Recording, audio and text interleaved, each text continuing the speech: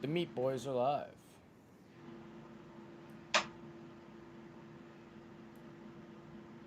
Yes, sir. Got a little small. Hey, yo, yeah, yo.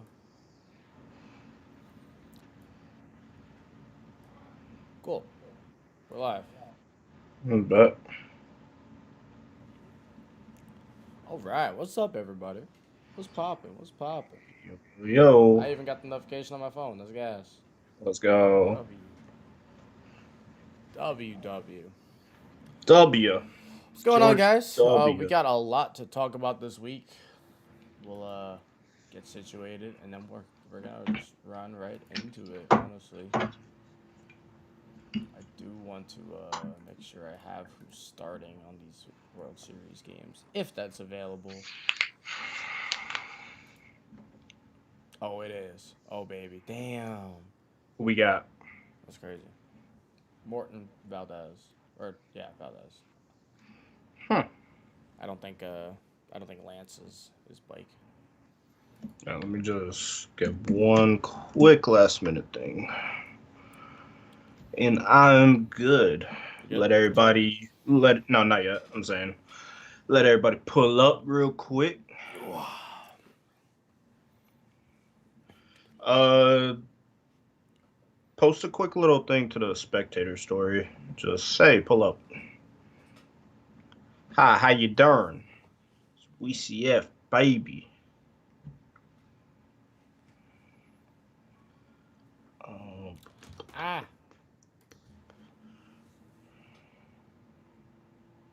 what am I looking for? Right here.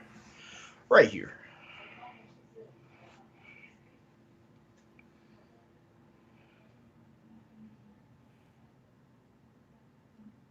Boom, boom.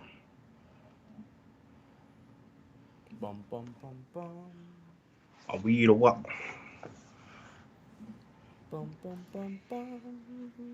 Bum bum bum bum. All right, let's get it. Let's Let's go. let's get into the sports talk. I'm excited. I'm trying Let's to go. talk. I want Let to go. Let talk. go. Let go. All right, let's hit this button. All right, let's get it. Today we have a lot to talk about. The World Series is coming up. Week 7 of the NFL has just wrapped up, and we have the NBA making its triumphant return. A lot to talk about from the boys. Let's get into it.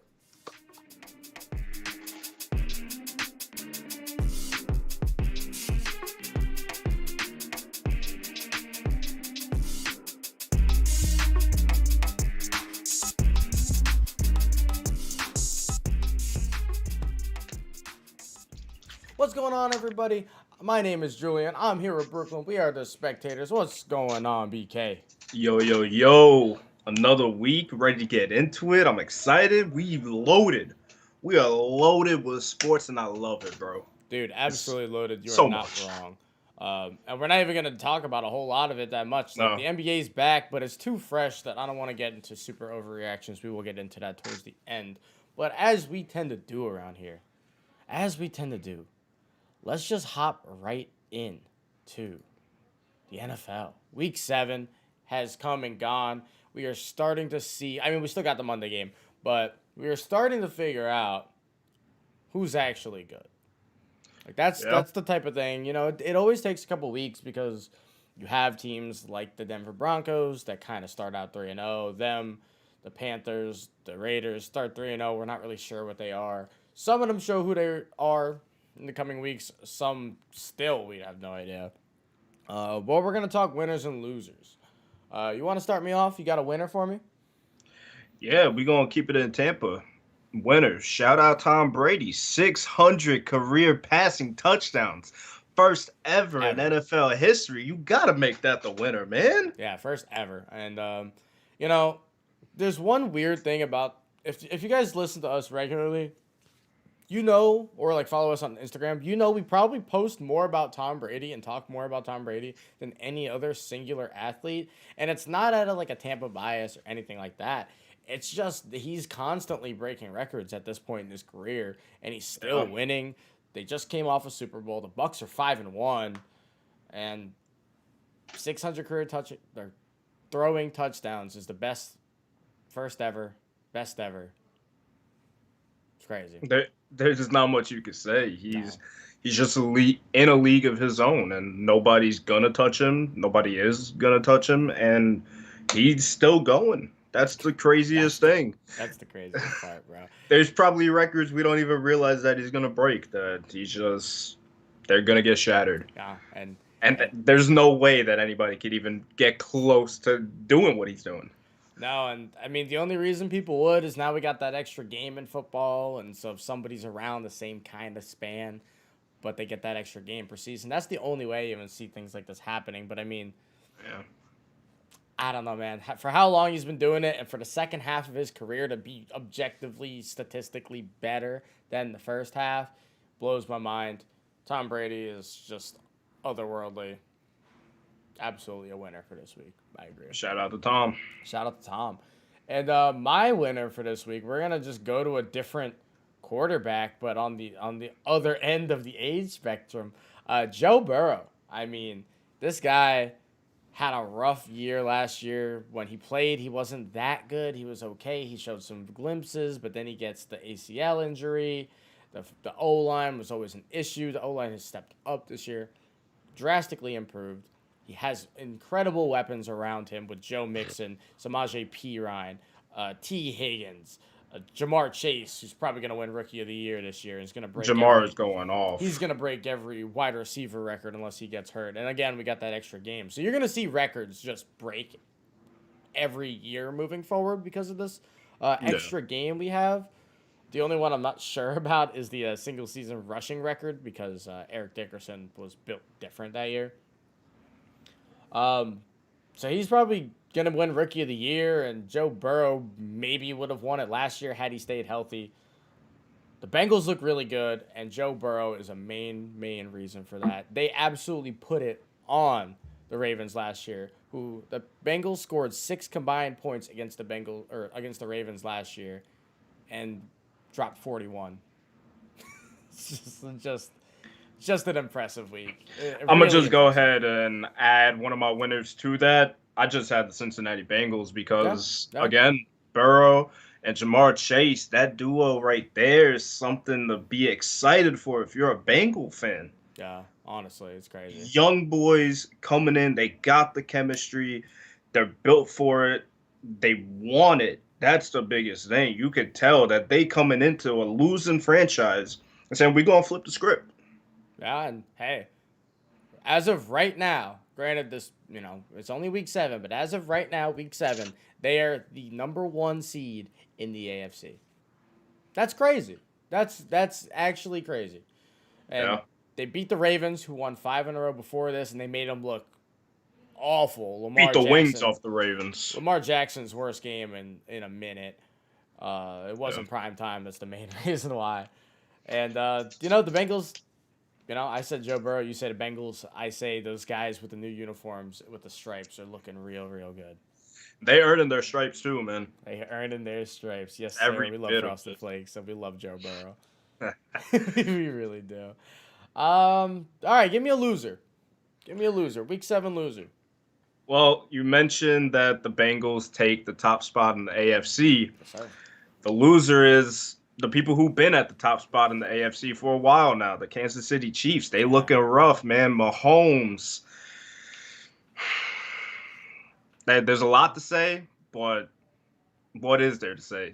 It's really tough seeing it. He's just not what we've expected this year. Yeah. The Chiefs have just stumbled out of the gates, and they're stumbling trying to get up too.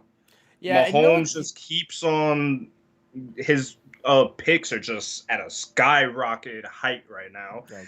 And the way he got folded this weekend too is just it just sums up how this Chiefs season has gone so far.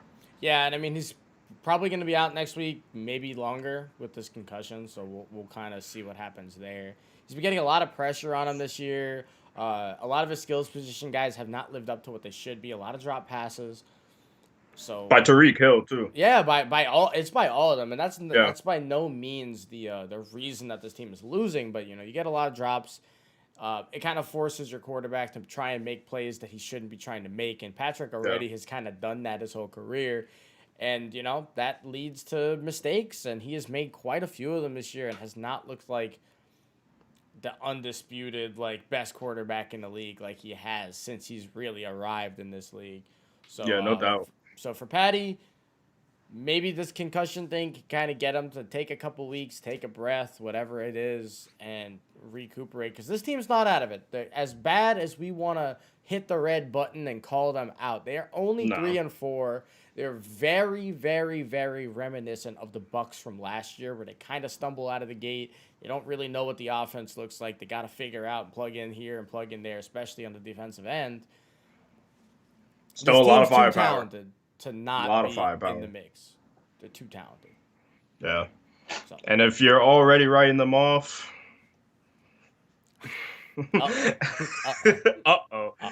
That thing's gonna happen again when you just get punched in the mouth later on in the season.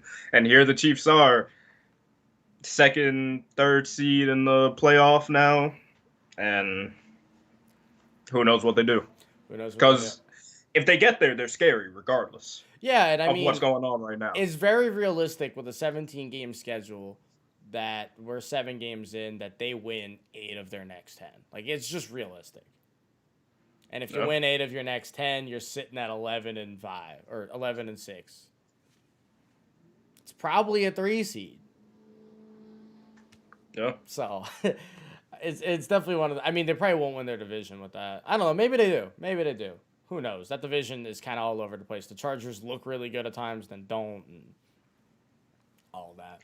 And then you mentioned the Raiders. They're just rolling right now in a sense. So who knows what they end up continuing to do. Yeah, and again, that team still baffles me to this day. I'll never understand them. They have a really easy schedule, which is really good for them as well. So yeah, who knows? A loser for this week for me has got to be the future of the Chicago Bears.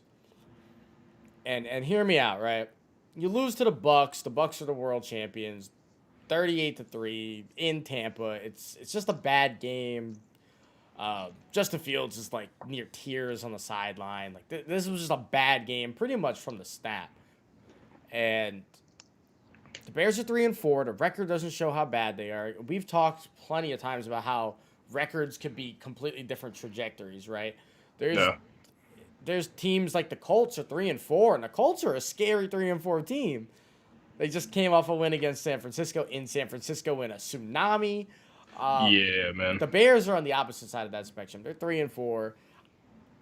If they're on my schedule, I'm grin to grin, ear to ear, let's go get it. Let's go get it. Because the Bears have a quarterback issue, not in the talent department, but in the trust department. They don't trust Justin Fields. No. They don't have a running back that is dependable because David Montgomery is really good, but he's hurt constantly. They don't have anybody talented at wide receiver besides Allen Robinson, who they refuse to throw the ball to. The defense is aging. They were a tremendous defense for the last 2, 3, 4 years, and they're all getting a little bit older. Khalil Mack taking a step back. A lot of those guys are just taking a step in the age department. And you see the Bears enough times, you're going to figure out the schemes. There's enough tape on them. We kind of know how to attack them. To be able to score 3 points against a team that you're supposed to be able to compete with right now, because the Bears are, in theory, still in compete mode, right? They're still trying to win games, and they're still trying to make a playoff push. Yeah.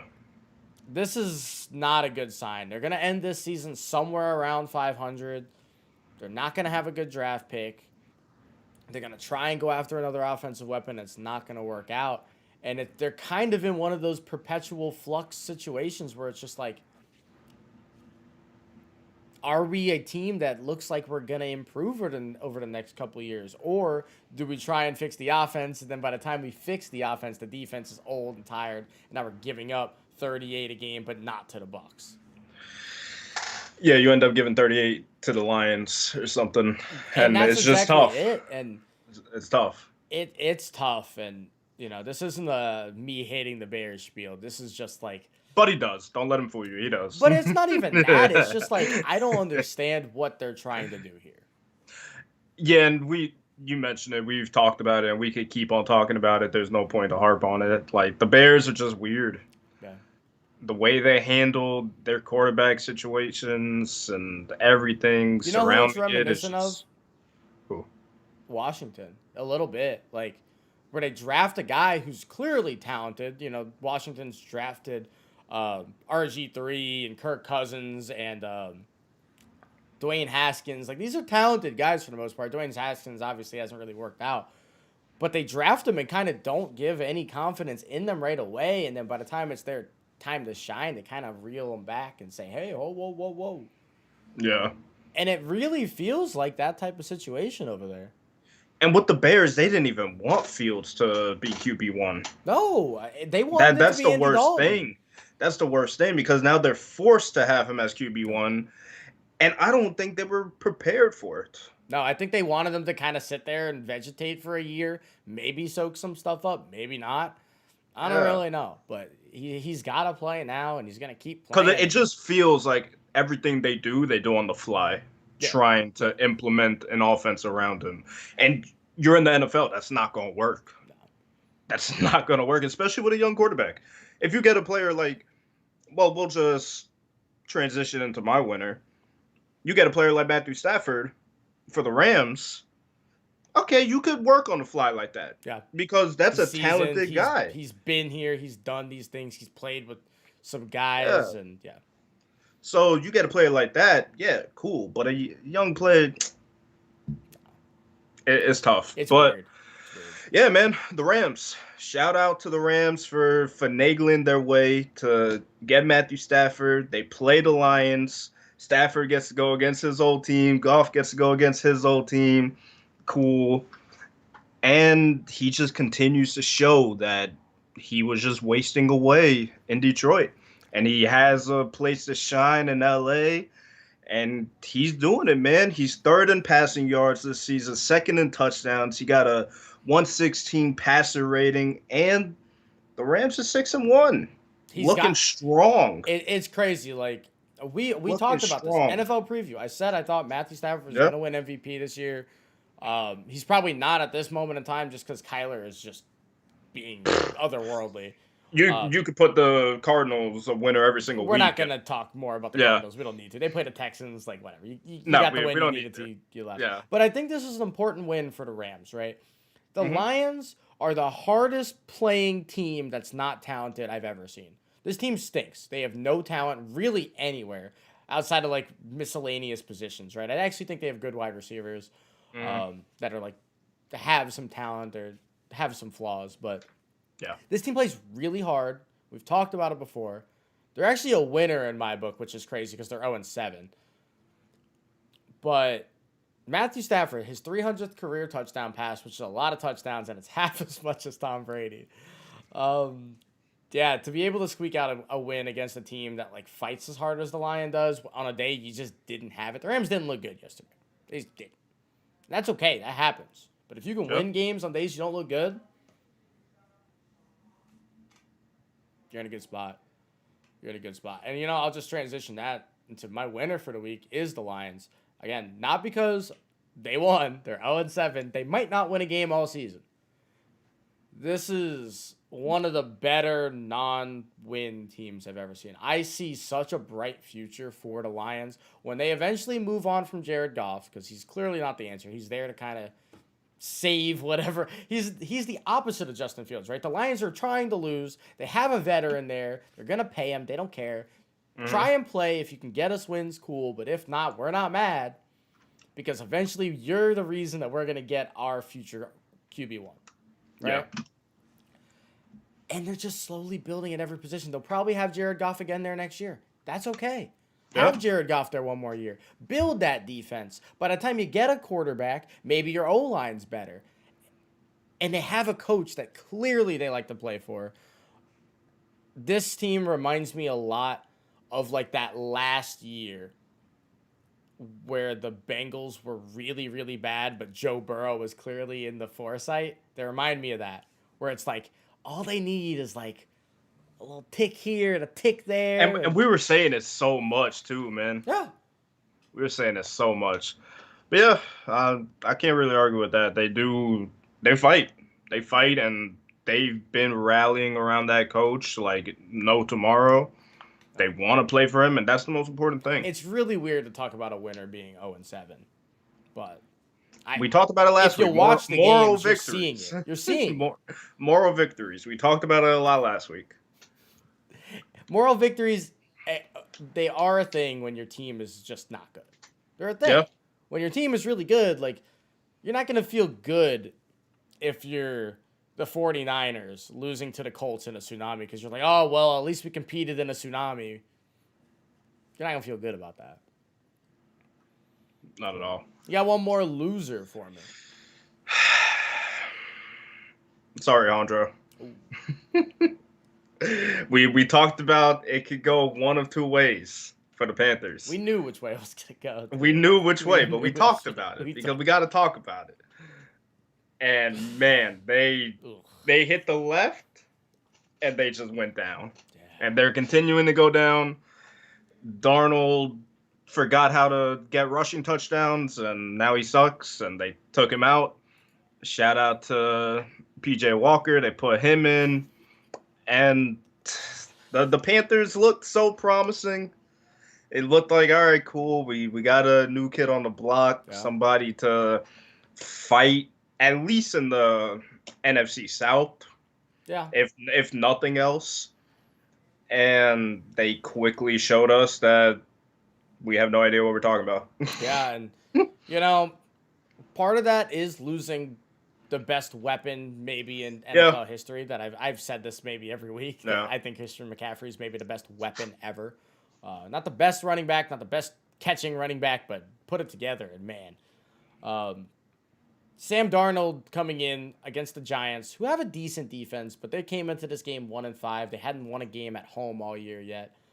With a 57.3 quarterback rating, is the right word is unacceptable, right? Yeah. Like, that's the right word for this. He gets benched for PJ Walker. PJ Walker has been a journeyman. I'm really proud of him. Like, he's not supposed to be playing in games in the NFL, especially coming in down 3 or 4 scores on the road. Like, that's not what he's supposed to do. But he came in. He didn't do very well. But they said, you know what, we're going to give him the ball because Sam Darnold is clearly not the guy that we thought we traded for. Or maybe he is. That's the thing. I do think the team is completely different if CMC actually stays healthy. Yeah, exactly. And, Christian McCaffrey being healthy is the biggest what if in sports, right? That's the thing. It just doesn't happen. It just doesn't happen. And it's always like little tweaks too, where he's gonna come back at some point, but by the time he comes back, it's too late because you lost those 4 out of 6 games that he was gone. And yeah, they haven't had Stephon Gilmore either. They went and got him. He hasn't played yet. This defense hasn't looked the same as it did those first 3 weeks, and now all of a sudden the Panthers are in the mix to try and get Deshaun Watson, which crazy that a top 5 talented quarterback in this league is just not playing. He's just not playing. Deshaun Watson at his best is like one of the 3 best quarterbacks in this league, and he has been for some time now. Yeah. And, there's a lot of stuff with him, and you don't really know what you're getting. There's quite a bit of baggage. To say the least. Maybe he just goes to the Panthers fully in shape and they just ball out and they get McCaffrey and they don't lose a game. I don't really know. In a fantasy world, yeah. They live their life. They ride off into the sunset that way and everybody's happy. Everybody's happy. Or they get the same exact production that they get right now because he hasn't played, so. Yeah. It's going to be weird to see. I was asked about takes on the Washington football team this week, and they're not my final loser of the week, but they might as well have been. But there were 2 teams that just were significantly worse. I think Washington is backpedaling as they tend to do. Washington always has a good season. Good, they wind up in the playoff mix or in the playoffs. They won a playoff game even last year. Mm-hmm. Or I don't remember if they did or not. I don't know, And then they just take a step back because they didn't really address anything. They didn't get better at anything. They just kind of stayed it, and they're like, oh, we're young. We're going to get better, right? Right? That's not how this works. But my losers for this week, off the back of what you were saying with the Panthers, anybody who's ever played for the New York Jets, including the team currently. And this is not a shot at you. I would have said this had you not liked the Jets regardless. I mean, I'll just say it right now and cut you off. They were my loser. So yeah, whatever you're saying, go. I agree. I don't even care what you say. No, I agree. And I want to make it clear. Have the floor. I want to make it clear it's not anybody currently on the Jets specifically alone. It's anybody who has ever been there, because there seems to be this weird little like tinge of curse that you leave with, right? Mm-hmm. Geno Smith, excellent in college. Congratulations to Geno, by the way, for even like being in the league, and still, because he hadn't started for like 3 years. He's playing for Seattle right now. To go from Russell Wilson to Geno Smith is like going from Zendaya to like a roach on the side of the street. And that's who you're pulling up to the function with. A literal cockroach. Russ is great, and Geno hasn't played in 4 years. Like, it's not fair. It's not fair to the cockroach. I'm not making fun of the cockroach, but you just are what you are. Zach Wilson, another quarterback falling susceptible to being drafted by a team that has no faith in you, i.e. Justin Fields, i.e. Sam Darnold. These guys never had any trust. The second they got drafted, it was like, well, I don't even want this guy. Whereas you look at the Patriots with Mac Jones, and they got Mac Jones, they're like, yes, Tom Brady Jr., let's go. There was never that with Zach Wilson, ever.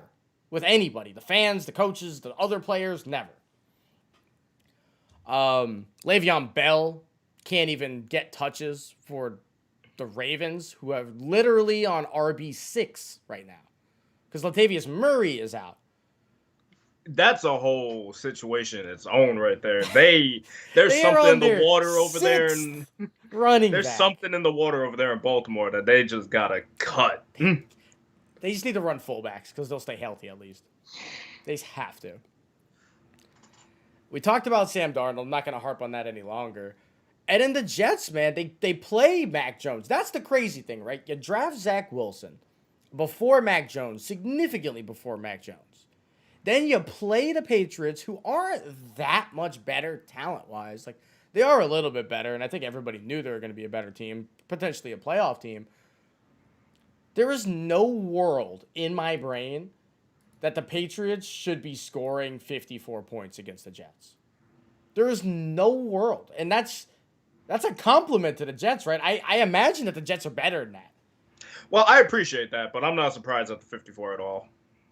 I saw it. I said, whatever, man. It's a bad situation over there. They try and do the coaching change, but like, I just don't think the so personnel, much when you've had so much negativity. Yeah. Because I do think that he'll be a game changer, whether it's later on this year, next year, down the road. I do think he's very good for the franchise.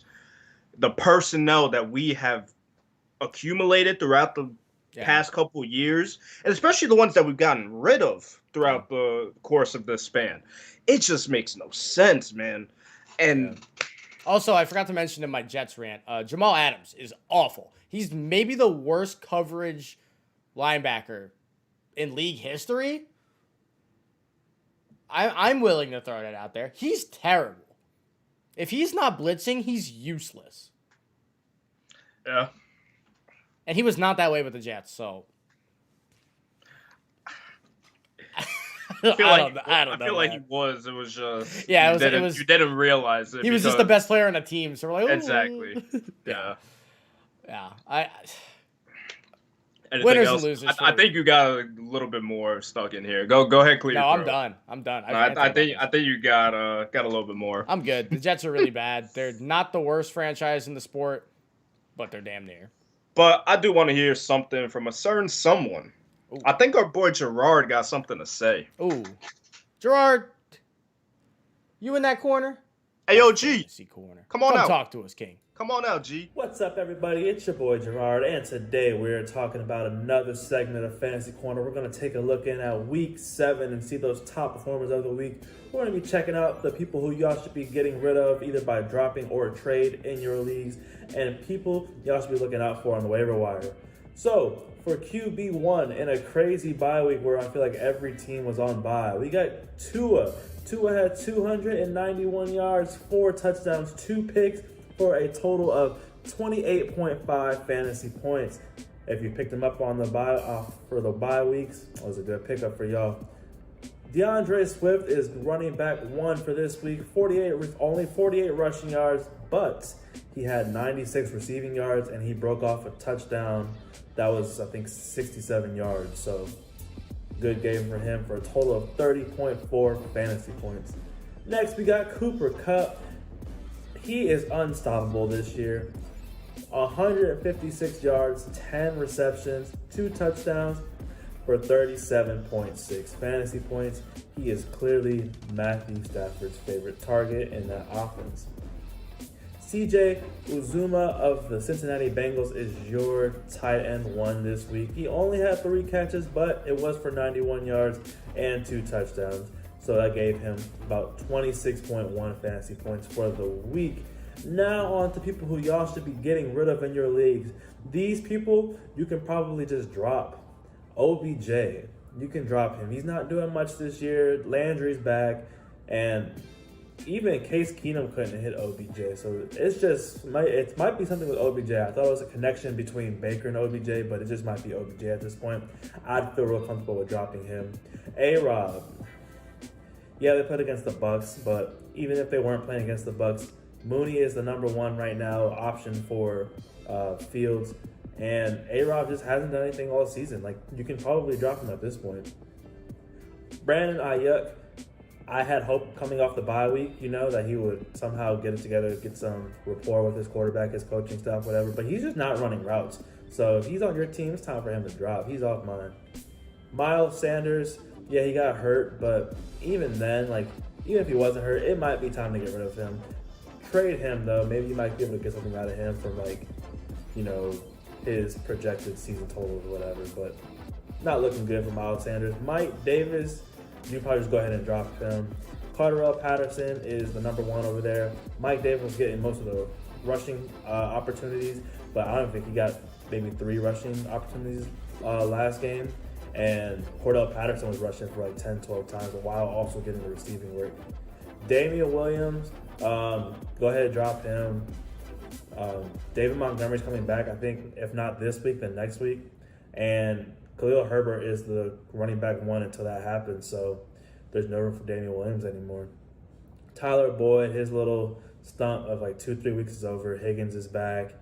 Jamar Chase is the best rookie wide receiver I've seen in a very long time.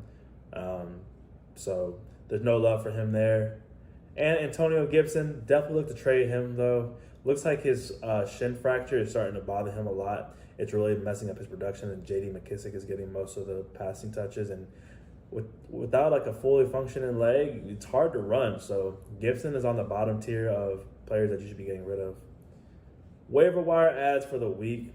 I don't know what's up with Chubb, but if Chubb is out, Ernest Johnson is not only a must-add for the week, but he's also a must-start, especially if you don't have that many running backs. He had 24 points this week, and he looked really good. Khalif Raymond of the Detroit Lions, he's probably been one of the only consistent targets Matthew Stafford has had. Not Stafford, good Lord. Jared Goff has had this year. Back-to-back games of some double-digit fantasy points, I believe. So look for him in some deeper leagues. Kendrick Bourne of the New England Patriots, they signed him to a pretty big deal this offseason just so Mac Jones can have some weapons. And it's starting it's finally paying off, So definitely keep an eye on him. Rashad Penny, he's coming off the IR this week. Played tonight, actually. And I like for Rashad Penny, especially if Chris Carson remains out and Alex Collins is dealing with some injuries. I like Rashad Penny to take a bulk of the workload, especially tonight against the Saints if Collins is hurt and everything like that. Rashad Bateman looks really good. He looks really good. Only 3 receptions for 80 yards though. So and a high-powered Ravens offense that's usually a lot more high-powered than the 17 points they put up against the Bengals. Look for Rashad Bateman to be someone who you can rely on. He's a solid flex option the rest of the way for me.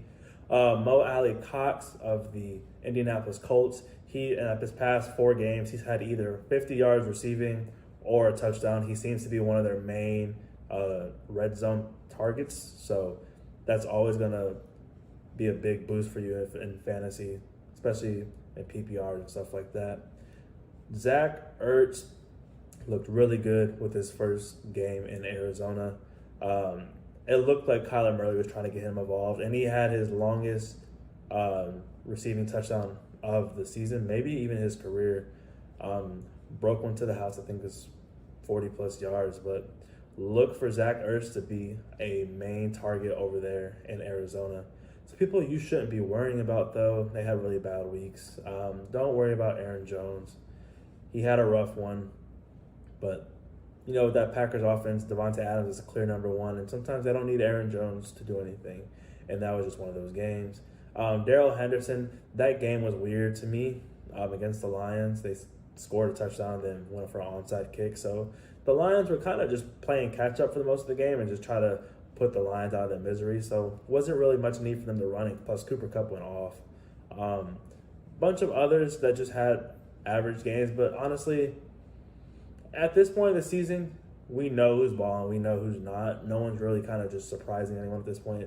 This year has been pretty stagnant as far as that goes, but other than that, that is it. Make sure y'all tune in tonight to the Monday Night Football game, Seahawks versus Saints. Other than that, I'm your boy Gerard. Catch y'all next week for Fantasy Corner Week 8. Peace. Thank you, Gerard, for that corner preview and all the fantasy knowledge that you drop every week. Allen Robinson stinks, and Myles Gaskin. I'll say in my weekly Myles Gaskin report. He was good this week. He'll be bad next week. Don't start him. Let's go. just know that. Let's go. And, Brooklyn got a little pumpkin on his head. I got my homie over here, Richard, and we're celebrating the late part of October. Halloween's around the corner, and there's something else that happens every year around this point when Halloween's coming. It's a specific series too. And what's that? Something about the globe or the World Series, huh? Huh. And what they be doing for that? Best of 7 series. Braves, okay. Astros. Okay.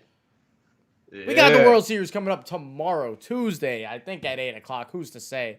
It is going to be in Houston for Game 1. Astros are back for the 3rd time in 5 years. First time just clean of cheating, allegedly. Allegedly. Big allegedly. I think this is probably their first clean one, realistically. They've been to the championship series 4 straight times? 5 straight times? Something like that. And they are back in the World Series. I think they're heavy favorites as well. Going against the underdog Braves. The Braves have been underdogs in all 3 of their series to this point. Against the Brewers, I don't think people thought they were going to win that. They go against the 107-win Dodgers and kind of just punch them in the mouth, honestly. Yeah. And now they go against a team who's been here before in the Astros. This Braves team has been really, really fun. Give me some initial thoughts on this World Series matchup. It's exciting.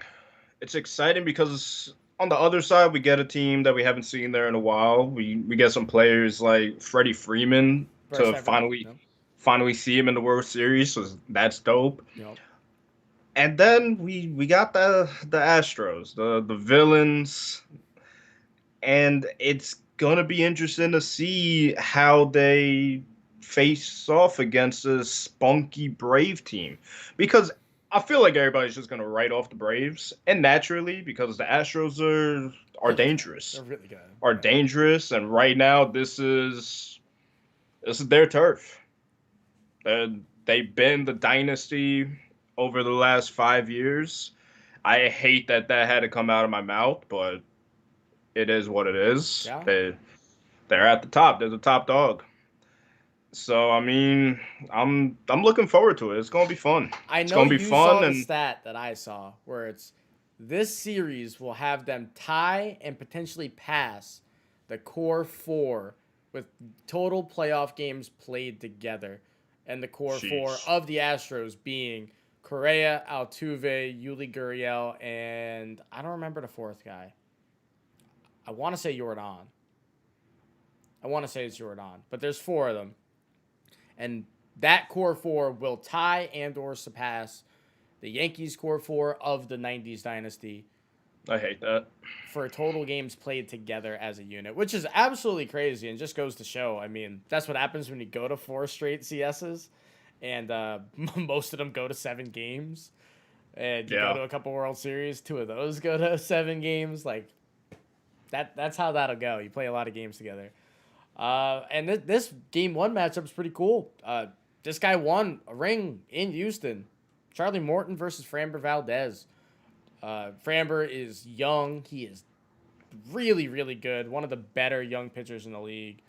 And Charlie Morton's done it before. Late bloomer. Took him till he got to Houston to become good.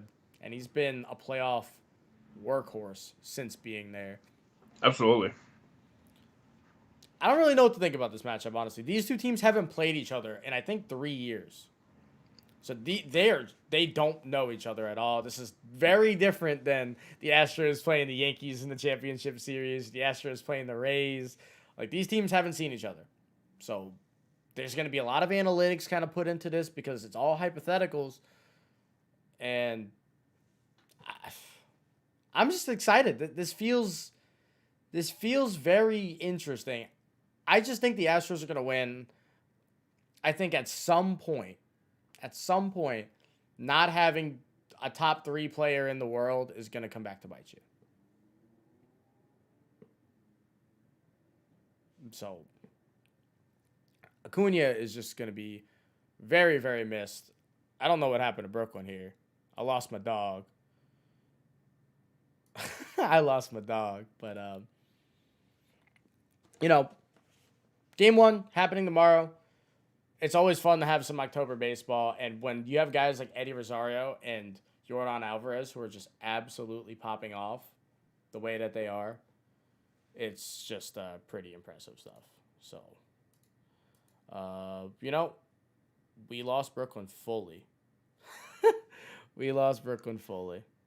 Let's see if we can get him back here.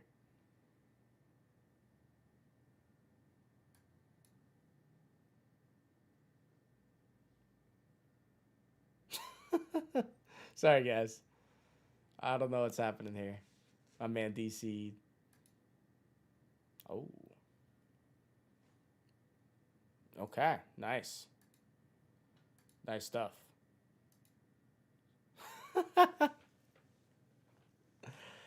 Okay. Let's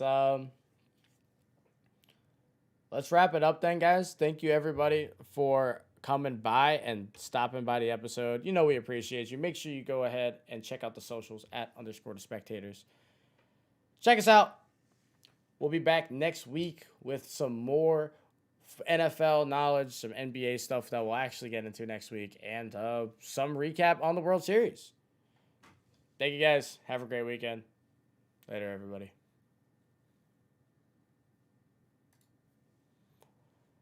What in the world?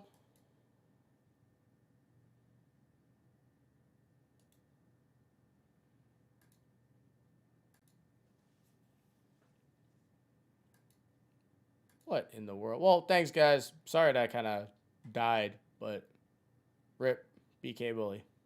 I think his internet went out. Rip. Later, guys.